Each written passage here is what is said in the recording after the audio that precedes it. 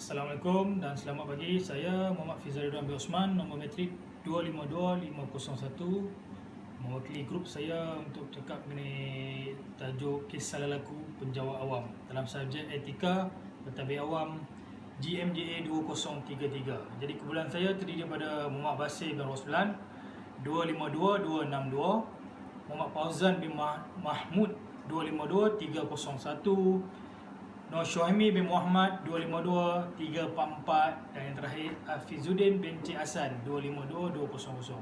Okey, saya mewakili mereka ni sebab mereka ni semua bekerja di bahagian depan frontliner di ketika negara kita alami virus COVID-19. Jadi saya pun bekerja ini dari masa yang ada dibandingkan mereka yang kebanyakan ada ahli kepulangan kami daripada anggota polis yang membuat roadblock dan sebagainya. Jadi saya mewakili kumpulan saya untuk kita membincangkan tentang salah laku yang dikaitkan dengan penjawat awam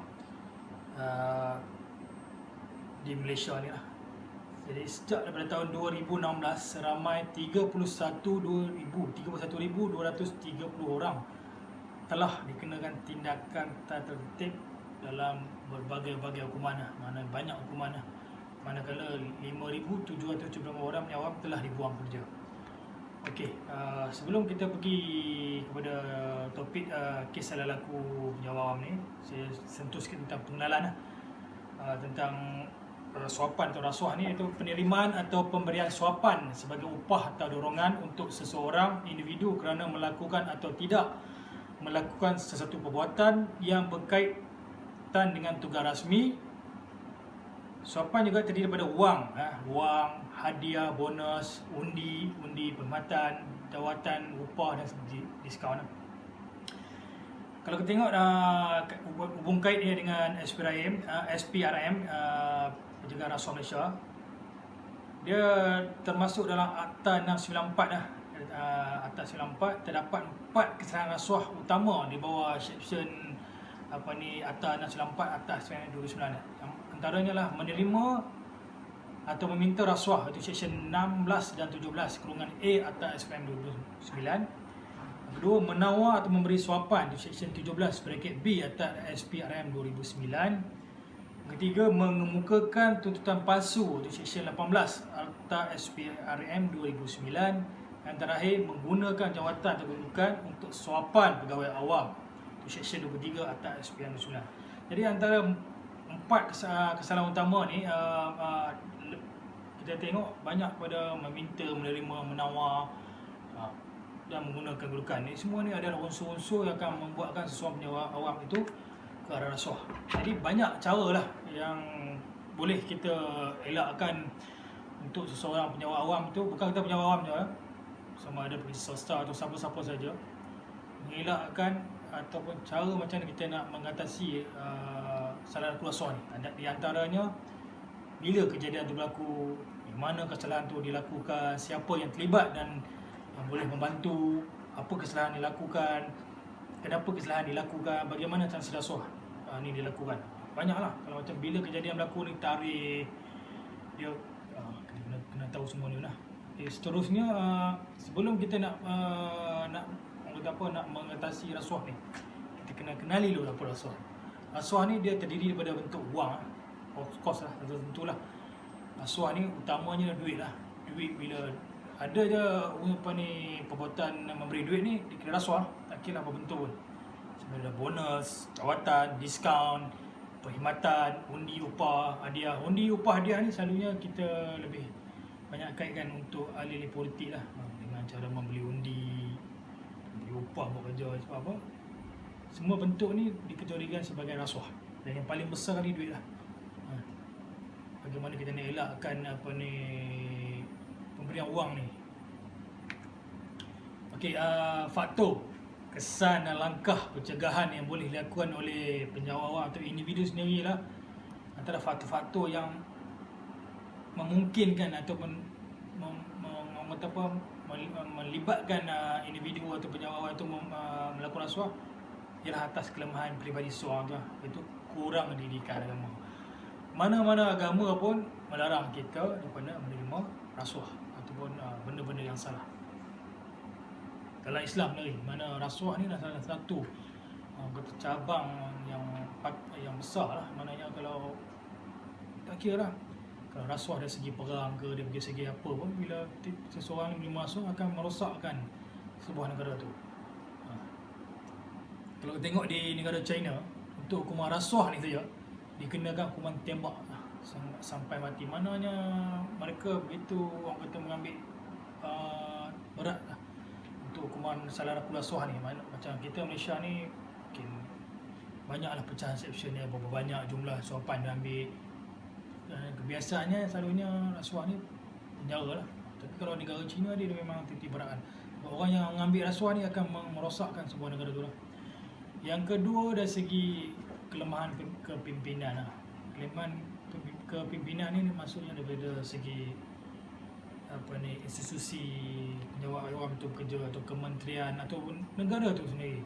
Kalau kepimpinan pun mengamalkan rasuah, maka anak-anak buahnya berkhidmat di bawah mereka pun pasti akan berrasuah. Yang faktor ketiga adalah perkembangan modernisasi.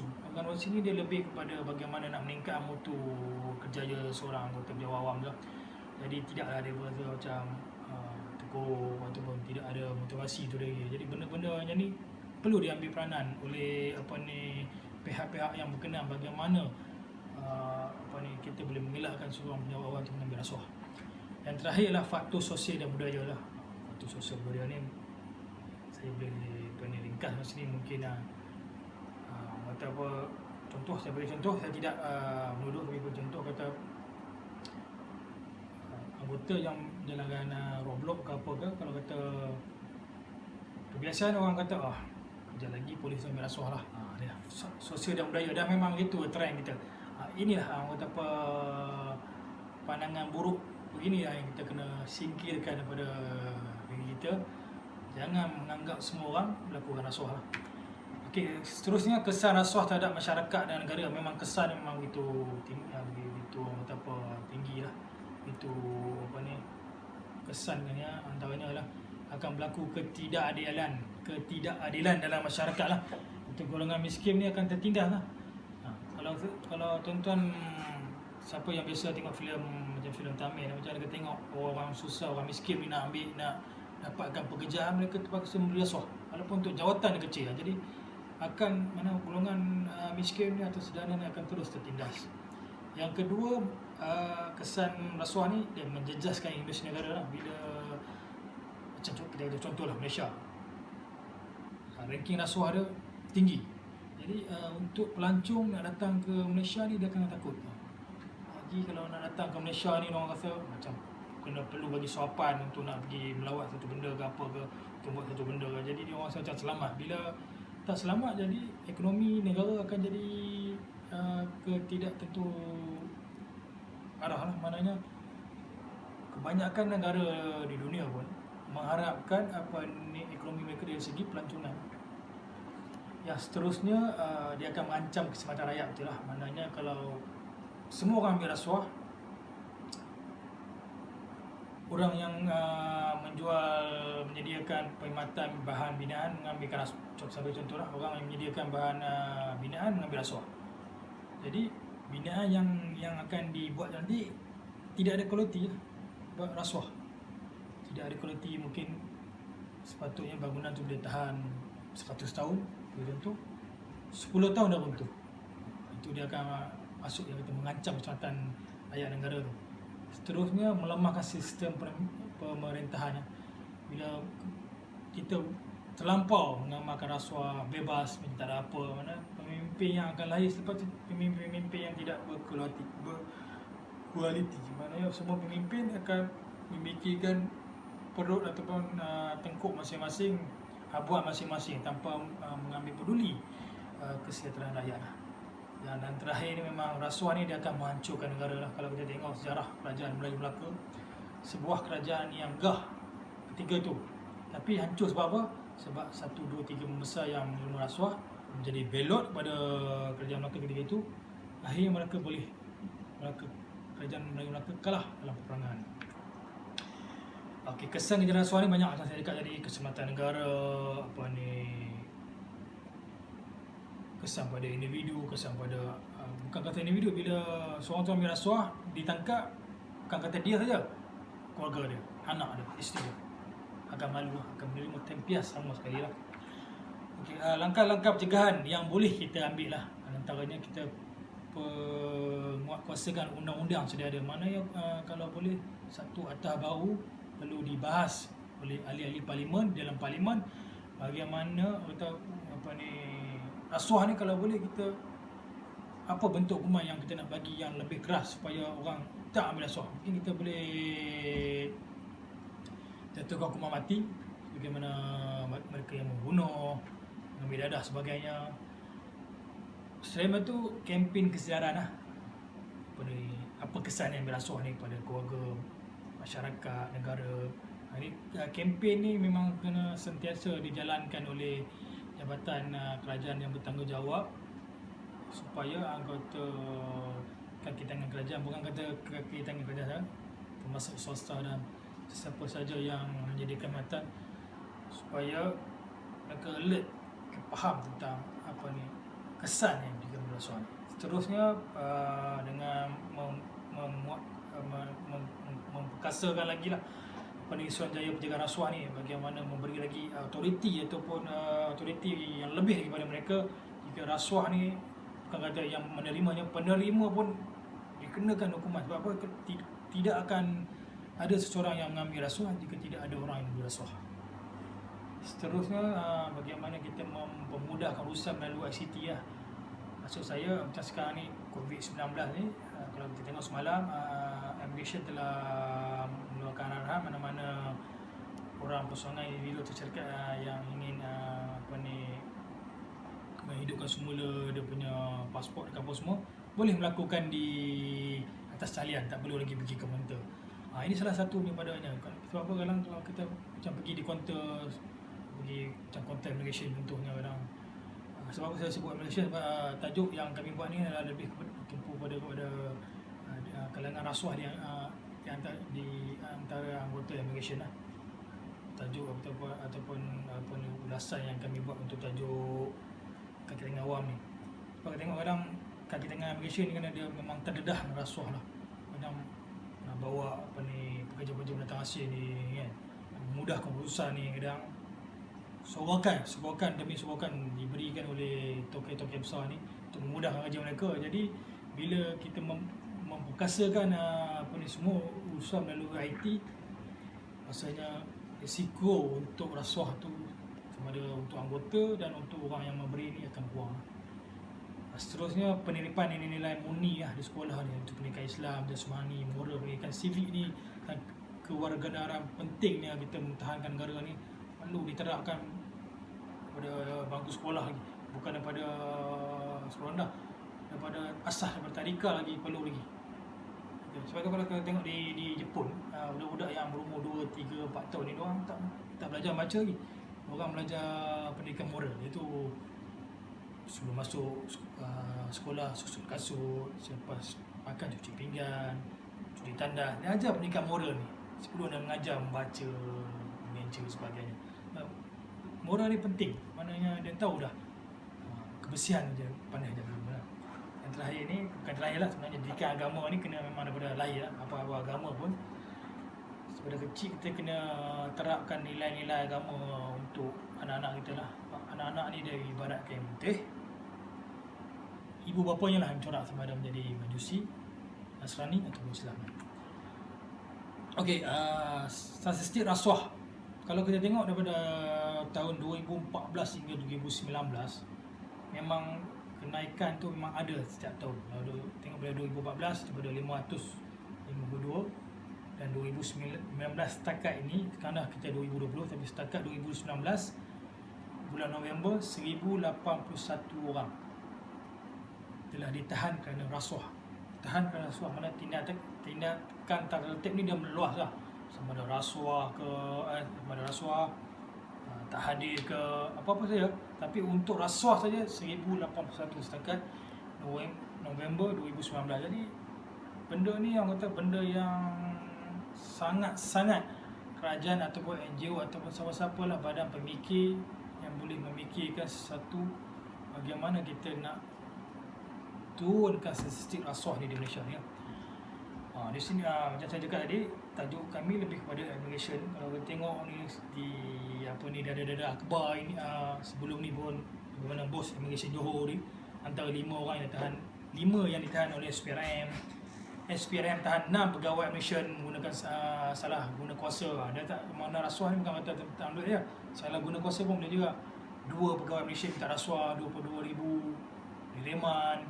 Jadi perkara-perkara ni menjejaskan kredibiliti bukan saja kementerian, tapi bukan saja jabatan atau kementerian, tapi negara sendirilah. Maknanya macam saya cakap tadi, pelancong nak datang ke Malaysia, dia kata lagi nak masuk ke Malaysia, kalau ni mungkin kena bayar duit tambah rasuah. Jadi kurang pelancong, bila kurang pelancong, kuranglah pendapatan untuk negara tu lah. Seterusnya amalan rasuah ni dia macam saya cakap tadi, dia melibatkan perbuatan untuk menerima atau suapan tadi, melibatkan pegawai penguasaan atau pegawai atasan, pegawai rendah, pegawai atas sama. Kebanyakan masalah yang melakukan rasuah ni adalah golongan penyewa awam lah, yang betul. Berbanding sektor swasta dan awam, tapi tak boleh cakap juga bukan sebab apa.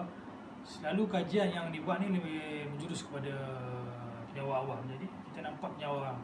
Bagi saya, swasta ke awam ke, ada je ruang-ruang untuk menerima rasuah, cuma tidak digembar-gemburkan. Cuma fokus kerajaan, sebab kerajaan jadi dia memandang serius pada penyewa awam.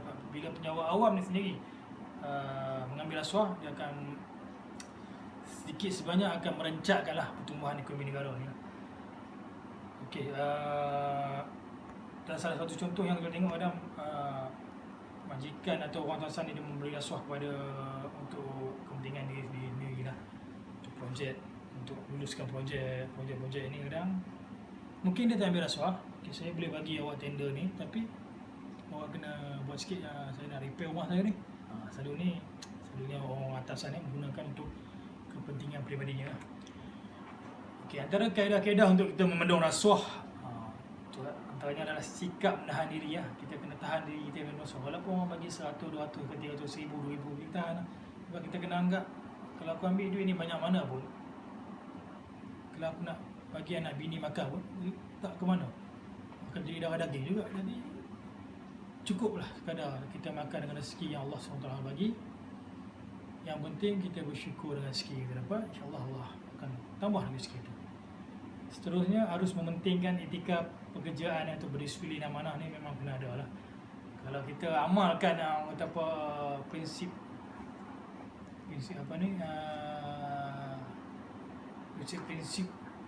seorang anggota penyewa awam, insyaAllah kita akan boleh menghindari daripada kerasuan.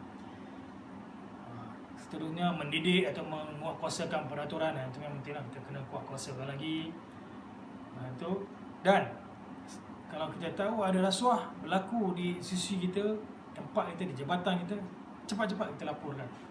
Bukan kita nak jadi juara, bukan kita jadi hebat, bukan kita nak dapat nama, tapi kita nak membendung supaya benda ni tidak terus melebar dan merosakkan orang lain. Kita kena tanamkan daripada diri kita supaya benci rasuah ni. Sebab apa? Bila rasuah ni, kesannya untuk kaki tangan awam ni ialah tak tertib lah. Mengikut peraturan pegawai awam, kelakuan dan tata tertib pindaan 2002 pada bahagian 2 itu tata kelakuan di bawah Seksyen 42, seseorang pegawai tidak boleh membelakangkan tugas demi kepentingan peribadi. Jadi kesan ni lah, dia tak boleh lah menerima rasuah, menyalahgunakan dan sebagainya. Penyewa awam ni dia kena faham, bila dia ambil rasuah, kesannya kepada buku perkhidmatan dia. Buku perkhidmatan dia akan jadi tak elok lah bila dia mengambil rasuah ni. Seterusnya, faktor gejala rasuah penyewa awam ni, macam sebelum yang saya cakap juga, kurang insasiah dalam diri sendiri, berpunca dari kurangnya perhatian diri yang murni dalam menjalankan tugas, sikap tamak, suka hidup mewah. Ni suka tengok orang beli kita baru, kita pun nak beli. Bila nak beli kita tak mampu, dengan cara ambil rasuah, penting dia sendiri, dia cepat kaya, tambah berdosa kan. Faktor dia sendiri kurang perhatian terhadap Islam, birokrasi, kena wasai undang-undang, sebagainya lah. Jadi rasuah dalam penyewa memang semakin serius lah. Memang bukan kata kerajaan je saja. orang awam juga melihat benda ni. Apabila penjawat awam ni semakin serius mengambil rasuah, dia akan menjadi masalah pada orang awam bila nak berurusan dengan kerajaan. Bila kita nak orang awam nak berurusan kerajaan, dia macam terpaksa juga nak beri rasuah untuk memudahkan, untuk menyenangkan proses dia. Contoh macam mungkin urusan menghidupkan kenderaan telah lama mati, rotet, puspakon sebagainya, cepatkan terpaksa bagi rasuah. Jadi benda ni kita kena bendung lah. Okey, antara hukuman-hukuman yang akan dikenakan lah jika seseorang penjawat awam ni menerima rasuah, mula dia akan kena amaran, diberi amaran. Masih melakukan lagi kena denda, masih melakukan lagi lucut M5 lucut M5 ni maknanya lucut hak gaji dia ni, gaji dia dapat kan, tangguh pergerakan gaji, turun pangkat, dan akhirnya kalau masih lagi tidak berubah akan dibuang kerja lah. Jadi sayanglah macam kita, siapa saja yang telah dilantik sebagai penjawat awam, buatlah kerja sebaik mungkin sehingga nak namatkan perkhidmatan anda dengan cemerlang. Jadi kerajaan juga ada juga membuat usaha-usaha untuk membantu rasuah, antara dengan mengubah cara pemikiran yang budaya kerja dan sektor awam, menetapkan budaya kerja yang tegas, yang tegas menolak pada ajaran rasuah ni, untuk kerja isyhada, menjaga antara satu sama lain. Okey, kesimpulan yang dapat saya simpulkan pada hari ini, semua lapisan masyarakat perlu berganding bahu bagi membantras kejahatan rasuah ni agar negara kita ni bersih daripada rasuah. Semua orang, bukan kata penjawat awam saja, semua orang, ada masyarakat, orang awam, ketua kampung ke sebagainya, perlu bersama-sama berganding bahu bagaimana kita nak bantras kejahatan rasuah ni. Negara yang banyak rasuah, negara tersebut tidak boleh pergi jauh. Ekonomi dia sekat tu saja, rakyat dia sekat tu saja. Tapi negara yang bersih rasuah, kita tengok macam Singapura yang indeks rasuah dia rendah, boleh maju. Singapura bukan sebuah negara yang ada minyak, ada kelapa sawit, ada padi, ada apa, tapi bagaimana mereka boleh mentadbir negara mereka, sebuah negara kecil jadi, tapi boleh dikatakan menguasai ekonomi di Asia Tenggara. Sebab apa? Kurangnya indeks rasuah. Seterusnya kita kena memastikan semua penjawat awam pada pihak atas hingga peringkat bawah mengelakkan diri daripada menerima rasuah. Sebab tu sekarang ni kalau kita tengok SPRM pegawai-pegawai SPRM ni dah ditempatkan di kementerian yang berisiko untuk menerima rasuah, supaya kebahagiaan kalian orang nak melakukan rasuah tu kurang lah. Takut tengok ada pegawai SPRM ni takut. Sebenarnya kita bukan takut dengan pegawai SPRM tu, kita takut dengan Allah. Kalau manusia tak melihat pun, Allah melihat apa yang kita buat. Seterusnya apa yang bisa simpul lah, tanpa rasuah negara kita akan bertambah maju lagi. Maknanya dengan kita membantras rasuah ni, negara kita akan terus akan lebih berkembang, maju, ekonomi akan besar, dan impaknya akan kembali pada rakyat semula. Dan memang Islam menitik beratkanlah amalan bekerja, jujur, amanah dan dedikasi ni lah.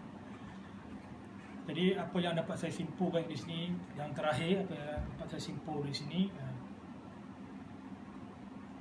rasuah ni adalah satu benda yang sangat-sangat kita harus perangi lah. Macam mana sekarang ni negara kita seluruh dunia telah mengalami pandemik COVID-19. Perang betul-betul macam mana nak hindari. Begitu juga rasuah ni, kita kena perang betul-betul daripada peringkat bawah sampai atas. Bagaimana kita nak memastikan yang rasuah tidak terus berakar umbi di dalam diri masyarakat negara kita, dan negara kita akan menjadi sebuah negara yang bersih pada rasuah, insyaAllah, kalau semua orang berganding bahu bersama dalam memastikan salah laku rasuah ni ditinggalkan terus. Akhir kata, saya mewakili kumpulan saya tadi, mengucapkan terima kasih kepada Dr. Siti Nur Syamilah Misnan di atas ilmu yang dicurahkan, diberikan kepada kami sepanjang pertemuan pertama, 2, 3 dan pertemuan keempat di dalam online di semester 2009-2020 ni. Diharap kita akan bertemu lagi dalam semester-semester akan datang ataupun perbincangan wacana yang akan datang. Dan saya mohon maaf, ampunan maaf, dan saya ucapkan selamat jumpa lagi bersama. Jazakallah. Assalamualaikum warahmatullahi taala wabarakatuh.